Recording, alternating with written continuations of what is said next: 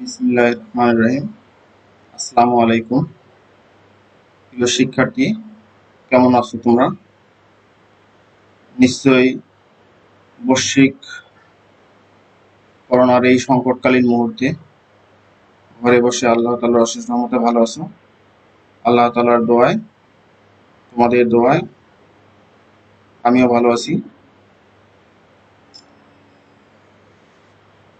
তোমরা ঘরে বসে থাকলেই চলবে না।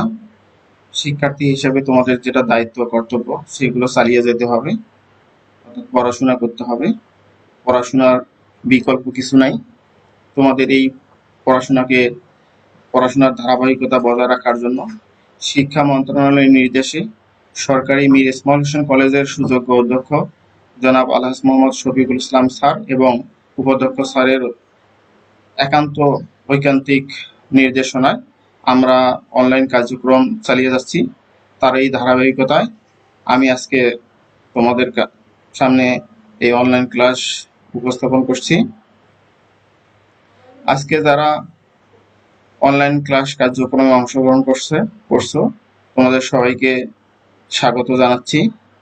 আমি মোহাম্মদ মোহাইমিনুল ইসলাম, প্রভাষক, ব্যবস্থাপনা বিভাগ, সরকারি মীর ইসমাইল হোসেন কলেজ, রাজারহাট, কুড়িগ্রাম। দু একটি কথা না বললে নয়, যেটি তোমাদের এই বয়সের জন্য খুবই গুরুত্বপূর্ণ। প্রিয় শিক্ষার্থী, মাদক সম্বন্ধে পরিচিত আছো কিনা জানি না। মাদক নিজেকে যেমন ধ্বংস করে, তেমনি ধ্বংস করে পরিবার, সমাজ ও রাষ্ট্রকে। এটি একটি মারাত্মক মরণাত্মক ব্যাধি। তোমরা এই মরণাত্মক ব্যাধি থেকে সবসময় দূরে থাকবে। একজন মাদকাসক্ত ব্যক্তি নিজের বাবা মাকেও খুন করতে দ্বিধান্বিত হয় না। সুতরাং আমি একজন শিক্ষক হিসাবে তোমাদের জন্য যে উপদেশ বাণীটা দেব সেটা হচ্ছে, তোমরা অবশ্যই এর থেকে দূরে থাকবে। আমি এই প্রত্যাশাই করি। প্রিয় শিক্ষার্থী, চলো আমরা মূল আলোচনায় ফিরে যাই। আজকে আমি বিবিএ সম্মান দ্বিতীয় বর্ষ, বিষয় ব্যবসায়ের আইনগত পরিবেশ, পেপার কোড 2226-05, চতুর্থ অধ্যায় অংশীদারি আইন থেকে, অর্থাৎ অংশীদারি আইন 1932 থেকে আলোচনা করব। গত ক্লাসে আমি অংশীদারি আইন 1932-এর দুইটি বিষয় নিয়ে আলোচনা করেছি। সেটা হচ্ছে, একটি হচ্ছে অংশীদারি ব্যবসায় কি বা অংশীদারি ব্যবসায় কাকে বলে এইটি, এবং অংশীদারি ব্যবসায়ের বৈশিষ্ট্য নিয়ে আমি আলোচনা করেছি। আজকে তোমাদের জন্য দুটি বিষয় নিয়ে এসেছি।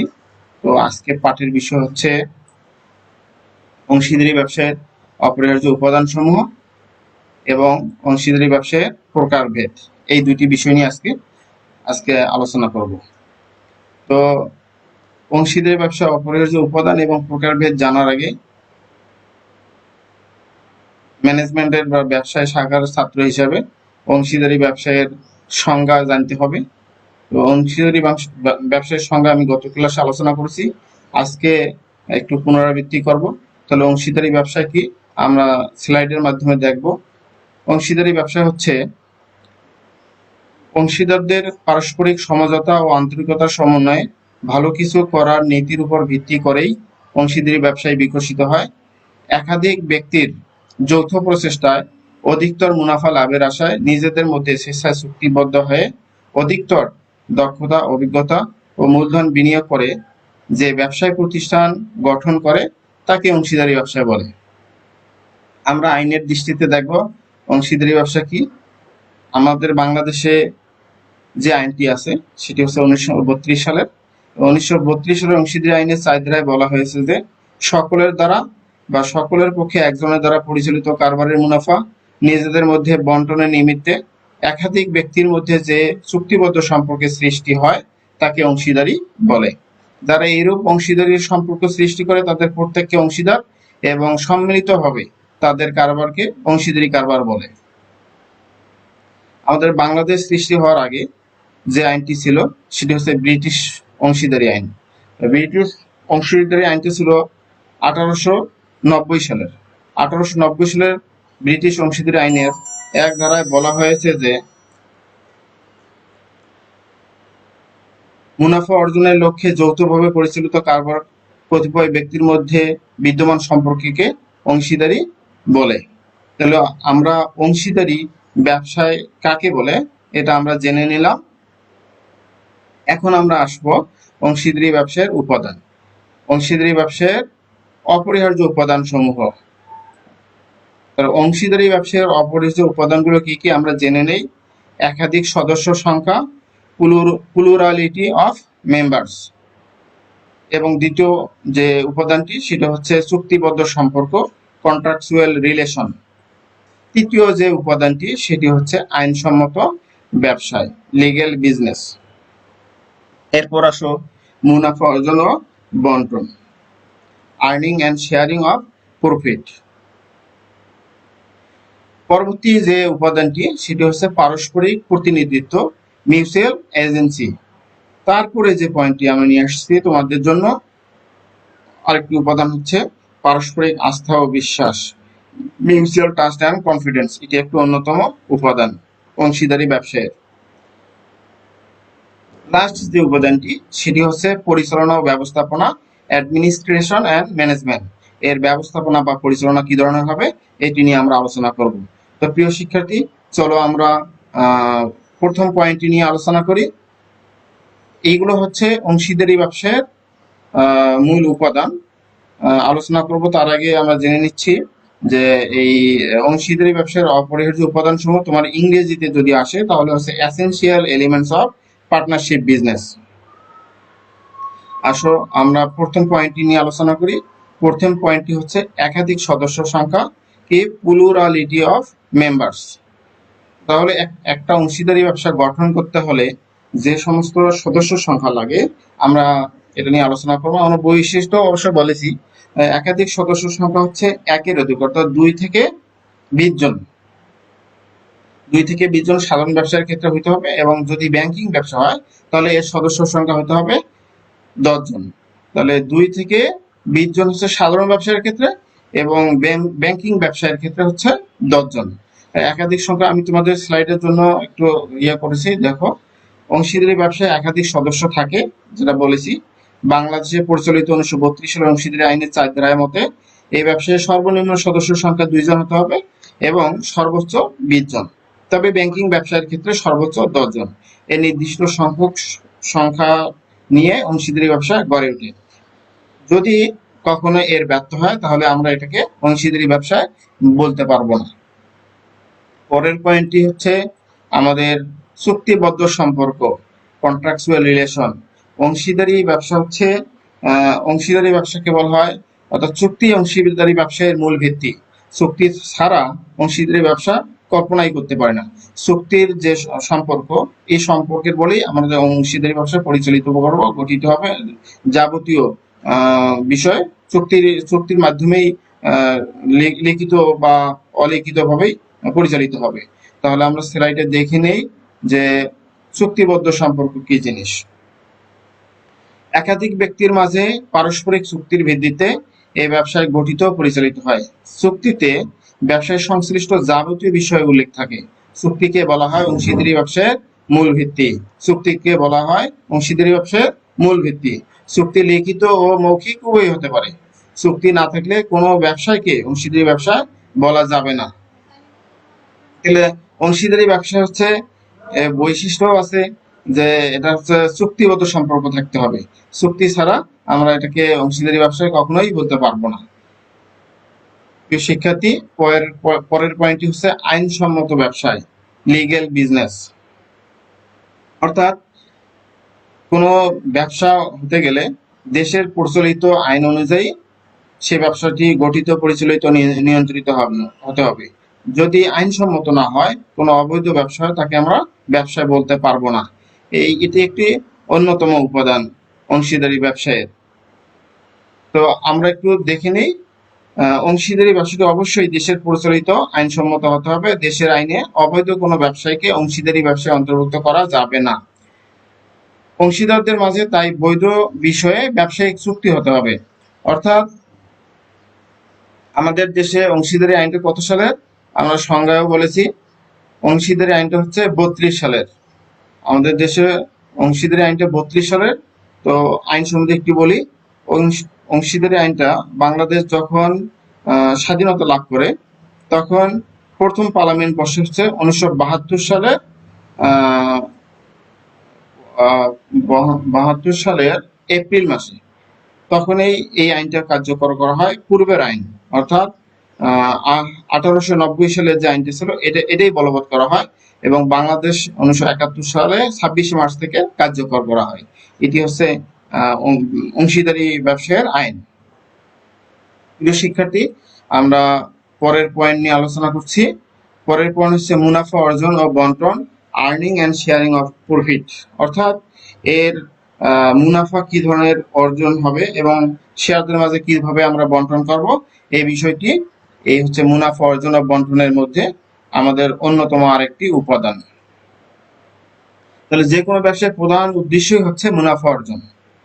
অংশীদারি ব্যবসায়ের ক্ষেত্রে অর্জিত মুনাফা চুক্তির শর্তানুযায়ী অংশীদারদের মাঝে বন্টন করা হয়ে থাকে। মুনাফা অর্জন ব্যতীত সামাজিক কার্যক্রম অংশীদারি ব্যবসা হিসেবে গণ্য করা হবে না। অর্থাৎ অংশীদারি ব্যবসা অর্থাৎ ব্যবসা হতে গেলেই মুনাফা অর্জন করতেই হবে।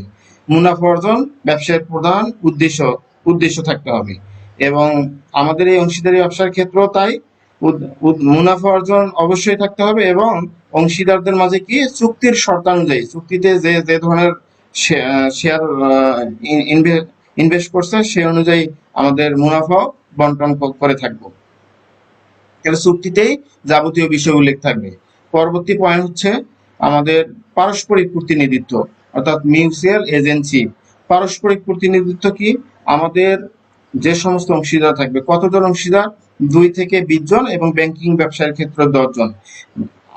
যতজনই আমাদের এই সদস্য সংখ্যা থাকবে তাদের মধ্যে পারস্পরিক প্রতিনিধিত্ব অর্থাৎ আমি যদি না থাকি সেখানে আমার পরিবর্তে যে থাকবে সে প্রতিনিধিত্ব করবে এবং যদি সে না থাকে তাহলে আমি প্রতিনিধিত্ব করব। অর্থাৎ একে অপরের প্রতিনিধিত্ব, অর্থাৎ সবাই সবার প্রতিনিধি হিসাবে বিবেচিত হবে। আমরা দেখি নিই স্লাইডে, যে কয়েকজন ব্যক্তি মিলে অংশীদারি ব্যবসা গঠন করবে তারা প্রত্যেকে এই ব্যবসায়ের মালিক এবং চুক্তি অনুযায়ী তারা ব্যবসায় একে অপরের প্রতিনিধি হিসেবে গণ্য হবেন। এক বা একাধিক সদস্যের কার্যকলাপের জন্য সকল অংশীদার দায়বদ্ধ হবেন, অর্থাৎ কারো কাজ আলাদা হিসেবে গণ্য করা হবে না। প্রিয় শিক্ষার্থী, আমরা পরের পয়েন্টটি দেখতে পাচ্ছি পারস্পরিক আস্থা ও বিশ্বাস, মিউচুয়াল ট্রাস্ট এন্ড কনফিডেন্স। অর্থাৎ অংশীদারি ব্যবসাটি গঠিত হয় কয়েকজন ব্যক্তি মিলে, 2 থেকে 20 জন অথবা 10 জন ব্যক্তি মিলেই অংশীদারি ব্যবসা গঠিত ও পরিচালিত হয়। এই সদস্য সংখ্যা যেগুলো থাকবে তাদের মধ্যে সবারই পারস্পরিক আস্থা ও বিশ্বাস থাকতে হবে, অর্থাৎ একে অপরের প্রতি বিশ্বাস স্থাপন করতে হবে। এই বিশ্বাস যদি না থাকতো তাহলে অংশীদারি ব্যবসায় গঠিত হতো না বা সৃষ্টি হতো না। এই জন্য অংশীদারি ব্যবসায় পারস্পরিক আস্থা, সদস্যদের মধ্যে পারস্পরিক আস্থা ও বিশ্বাস অবশ্যই থাকতে হবে। অংশীদারি ব্যবসাকে চূড়ান্ত সদাশ্বাসের চুক্তি বলা হয়ে থাকে। এই ব্যবসার একটি বিশেষ বৈশিষ্ট্য হলো অংশীদারদের মধ্যে পারস্পরিক অগাধ আস্থা ও বিশ্বাস থাকে। প্রকৃতপক্ষে সদস্যদের মধ্যকার পারস্পরিক আস্থা ও বিশ্বাসের কারণে অংশীদারি ব্যবসায় সৃষ্টি হয়। এই বিশ্বাসের উপরেই ব্যবসায়ের অস্তিত্ব, বর্তমান, ভবিষ্যৎ, অতীত নির্ভর করে। প্রিয় শিক্ষার্থী, আমি যে লাস্ট উপাদানটি, অপরিহার্য উপাদানটি নিয়ে এসেছি সেটি হচ্ছে পরিচালনা ও ব্যবস্থাপনা, অ্যাডমিনিস্ট্রেশন এন্ড ম্যানেজমেন্ট। অংশীদারি ব্যবসা কিভাবে পরিচালিত হবে, কে প্রতিনিধিত্ব করবে, এটি হচ্ছে অংশীদারি ব্যবসায়ের আরেকটি অন্যতম উপাদান। অর্থাৎ কে পরিচালনা করতে পারবে আর কে পারবে না এটি আমরা আলোচনা করব। এই ব্যবসায়ের পরিচালনার বিষয়টিও চুক্তির শর্তানুযায়ী নির্ধারিত হয়। এই ব্যবসায় সকল অংশীদারই এর মালিক বিধায় ইচ্ছা করলেই সকলেই ব্যবসায় পরিচালনায় অংশগ্রহণ করতে পারে। আবার সকল সদস্যের অনুমতি ক্রমে 1 জন বা 2 জনও ব্যবসায় পরিচালনায় অংশগ্রহণ করতে পারে। তবে সাধারণত এই ধরনের ব্যবসায় 1 জন বা 2 জনের উপর ব্যবসায় পরিচালনার দায়িত্ব অর্পণ করা হয়ে থাকে। প্রিয় শিক্ষার্থী, আমরা আজকের এই অংশীদারি ব্যবসায়ের যে সমস্ত উপাদান আলোচনা করেছি এটি একটি অন্যতম উপাদান পরিচালনা ও ব্যবস্থাপনা। আমরা পরিশেষে বলতে পারি অংশীদারি ব্যবসায় হতে হলে উপরোক্ত উপাদানগুলো অবশ্যই একটি অংশীদারি ব্যবসায় থাকতে হবে। এই উপাদানগুলো যথাযথভাবে না থাকলে তাকে অংশীদারি ব্যবসায় বলা যাবে না।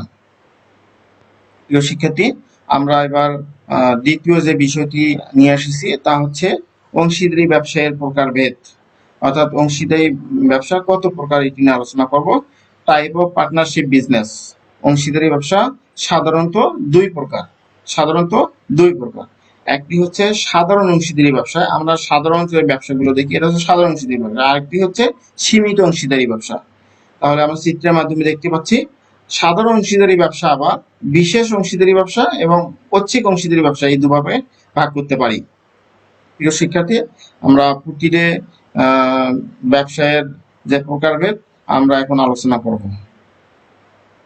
সাধারণ অংশীদারি ব্যবসা কি? Ordinary partnership business. এটা কি আমরা স্লাইডে দেখতে পাচ্ছ। সাধারণ অংশীদারি ব্যবসায় সর্বনিম্ন 2 জন এবং সর্বোচ্চ 20 জন ব্যক্তি চুক্তিবদ্ধ সম্পর্কের ভিত্তিতে গঠিত হয়। এ জাতীয় অংশীদারি ব্যবসায় দায় সীমাহীন, অর্থাৎ ব্যবসায় কোনো প্রকার দায়ের জন্য অংশীদারগণ যৌথ বা এককভাবে দায়ী থাকেন। তাদের মধ্যে যে কোনো একজনকেও সমস্ত ব্যবসায়ের যাবতীয় দায় অর্থাৎ অন্য যে কোনো কারোর জন্য দায় সৃষ্টি হলেও অন্য অংশীদার অপারগ হলে একজনের সম্পত্তি থাকলে তিনি দায় পরিশোধ করতে বাধ্য থাকবেন। আমরা সাধারণ অংশীদারি ব্যবসায় কি বুঝলাম? যে যতজন সদস্য নিয়ে আমরা অংশীদারি ব্যবসা গঠন করব, কোনো একজন অংশীদার যদি ওই ব্যবসায়ে ক্ষতি করে তাহলে সকল অংশীদারকেই তা পূরণ করতে বাধ্য থাকবেন। এরপর আসো অংশীদারি ব্যবসা। এই সাধারণ অংশীদারি ব্যবসাকে আমরা দুই ভাগে ভাগ করেছি। একটি হচ্ছে বিশেষ অংশীদারি ব্যবসা। এটি অংশীদারি ব্যবসায়ের একটি বিশেষ প্রকৃতি। কোনো নির্দিষ্ট উদ্দেশ্য অর্জনের জন্য অথবা কোনো নির্দিষ্ট কাজ করার জন্য অথবা কোনো নির্দিষ্ট সময়ে কাজ করার জন্য 2 বা ততোধিক ব্যক্তি অর্থাৎ 2 থেকে 20 জন স্বেচ্ছায় চুক্তিবদ্ধ হয়ে ব্যবসায় গঠন করলে তাকে আমরা বিশেষ অংশীদারি ব্যবসায় বলবো। এরপর আমরা ঐচ্ছিক অংশীদারি ব্যবসায় কি আলোচনা করছি। অংশীদারগণ স্বেচ্ছাপ্রণীত হয়ে অনির্দিষ্ট সময়ের জন্য অথবা নির্দিষ্ট কোনো উদ্দেশ্য অর্জনের জন্য যে ব্যবসায় গঠন করে এবং কার্য সমাধানের পরেও ব্যবসা চালু থাকে অথবা নির্ধারিত সময় পার হয়ে গেলেও ব্যবসায় চালু থাকে তাকে ঐচ্ছিক অংশীদারি ব্যবসায় বলবো। এই ব্যবসায় স্থায়িত্ব ও কার্যকাল অংশীদারদের ইচ্ছা অনিচ্ছার উপর নির্ভর করে। প্রিয় শিক্ষার্থী, তাহলে সাধারণ অংশীদারি ব্যবসাকে আমরা দুই ভাগে ভাগ করতে পারি। একটা হচ্ছে বিশেষ আর একটি হচ্ছে ঐচ্ছিক। বিশেষটা হচ্ছে অর্থাৎ নির্দিষ্ট যে মানে কাজ থাকবে সেই কাজটা শেষ হয়ে গেলে বন্ধ হয়ে যাবে, আর একটা হচ্ছে কোনো নির্দিষ্ট সময় যদি হয় বন্ধ হয়ে যাবে, তারপর নির্দিষ্ট কোনো যদি উদ্দেশ্য অর্জন হয়ে যায় তাহলে শেষ হয়ে যাবে। আর বিশেষটা হচ্ছে নির্দিষ্ট সময় অথবা কোনো বিশেষ একটা কাজ বা উদ্দেশ্য যদি অর্জন হয়ে যায় তারপরেও এটি বিলুপ্ত হয় না। এটা একমাত্র বিলুপ্ত হওয়ার উপায় হচ্ছে অংশীদারদের ইচ্ছা অনিচ্ছা।